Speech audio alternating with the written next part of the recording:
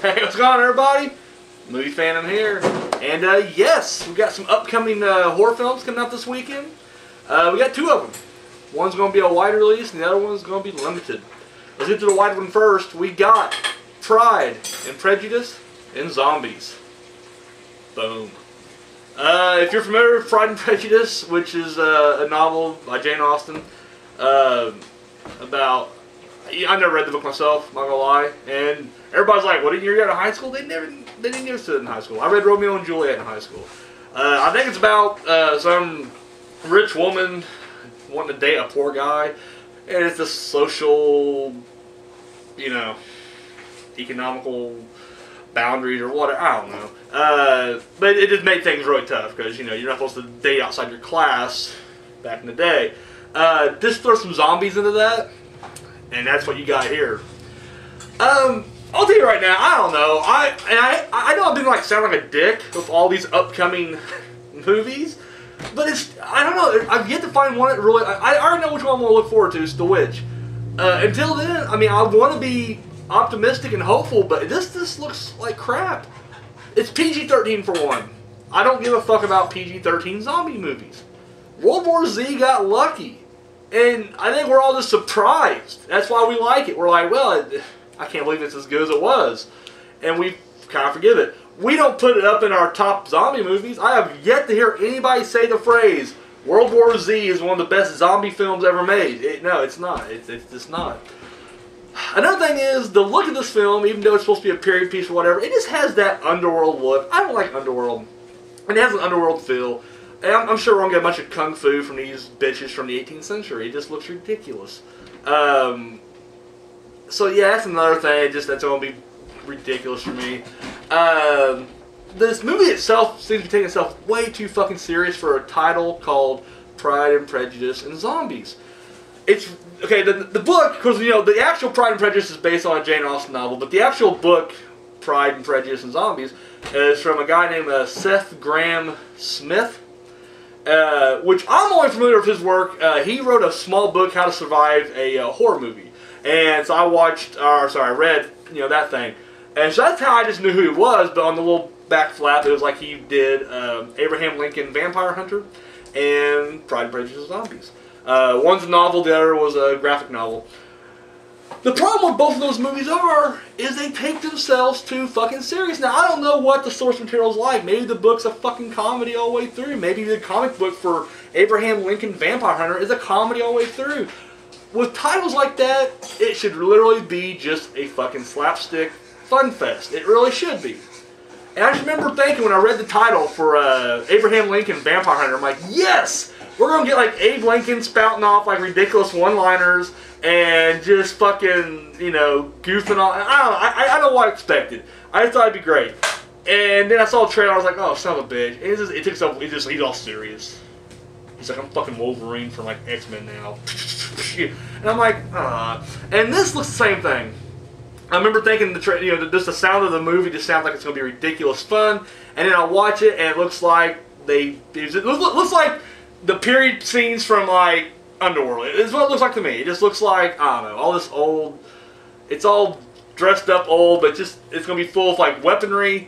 They're going to be like, you know, fucking throwing ninja stars and upside of walls and shit, and I'm going to be like, I don't give a fuck. I'm out right now. And it's PG-13, so there's going to be no tits whatsoever. No blood to speak of, really. In fact, the only scene that I thought was kind of neat in the trailer, and it did show a hint of blood, but it was like blurry blood.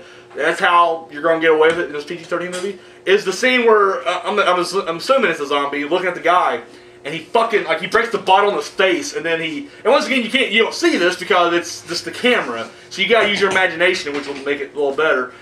Fucking face, and then he takes the knife, and he fucking, you know, cuts the dude's head off, and the whole time it's all POV shot from the zombie, so you just see the head tumble down, and of course the blood's covered in his eyes, and then he fucking stomps it. That aside, the rest of this looks like a fucking snooze fest, and I don't know, I'm just not feeling it, so, yeah, I don't know. So that's Pride and Prejudice and Zombies. Not gonna lie, not really looking forward to it. I think Maya wants to watch it, so I'll probably end up getting roped into it. And I hope it does surprise me. I hope I can come back when we do a section and we do the new release, and I'm like, oh, hey, by the way, I just watched Pride and Prejudice and Zombies. Remember I said I thought it sucked? It's fucking awesome. I hope I do that. I just don't think I will. So, but that's that one. The other one, this is a limited release, so for all of us folks who are in a small town, it ain't coming to us. Southbound. And it's an anthology horror series, horror movie. And it's 5 stories of 5 different groups of travelers who are traveling down the road. Presumably going southbound, man. That's what the name of the movie's called, so I'm just going to assume. But they all encounter something fucked up along the way. You know, they each have their own, like, little horror movie that happens to them. This actually looks really good. It's from the guy... Now, when I say this next part, I'm going to turn around and contradict, like, why, you know... It's from the people who brought us VHS. Now, VHS had really good segments, and I'm talking about the first 2. I haven't seen the third one yet. The first 2 movies, they had really good segments, but as a whole, I could not really... I don't know, I couldn't quite get behind VHS. Once again, I mean, if I rewatched it, I haven't rewatched it, but I feel like if I rewatched it, it'd be like, no, fuck, I'm going to the next story because this one sucked. And same goes with the ABCs of Death. I've seen both of them, and same thing. Literally, between both films, there is maybe 5 to 10 segments total that I thought was just epic and awesome. And then the rest of it was either just mediocre or bad. And so, once again, rewatch value just isn't there for that as well. To me, great anthology horror films, you know, you look at, like, you know, Trick or Treat, which was most recently, and even Tales of Halloween, I really liked it. You know, Creep Show, you know, Tales from the Dark Side, you know, whatever. They all have a similar feel to them. You know, the problem with VHS and the ABCs of Horror, what the hell is that? That's just she's cooking dinner. There was all these different directors involved, and they just had a very uneven feel. Now this one has, I think, 4 directors. You know, it said 5 stories. I think I only seen 4 directors. Either way, from just the look of it, it looks like it may have a pretty even feel. You don't know that like in a trailer, but I'm hoping it does. Like, I hope it falls under the category of like a Trick or Treat or a Creep Show, and not VHS and ABCs of Horror. The story that really intrigued me the most, you just see these 2 guys driving in a truck, and they got some blood splatter on them and everything, and the one brother looks back, and you just see this weird fucking thing just kind of hovering in the desert, because it all takes place in like a desert, like a Southwest or whatever, and you just see this weird thing that's kind of hovering out there. It looks almost like a cactus, but not quite. And I remember seeing it, and they didn't quite focus on it, so I didn't know if like maybe I was seeing shit, and then I realized like, oh no, that's what they're looking at. Like, oh shit, what is that?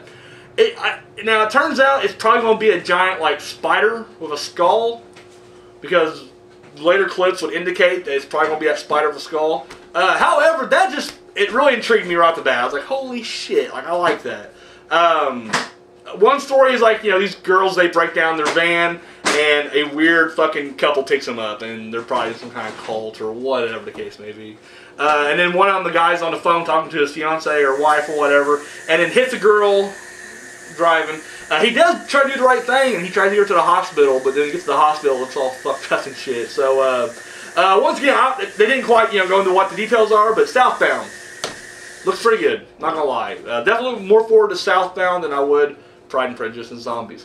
So, guys, if you guys head out to the theater this weekend and you see either movie, hey, drop the fam a line. Let me know. Hit me up on Facebook, Twitter. You can drop the line below this video, or hit me a message. Whatever you gotta do. But I'm curious what you guys think. You know, and yeah, that's all I got. So, guys, until tomorrow, boom.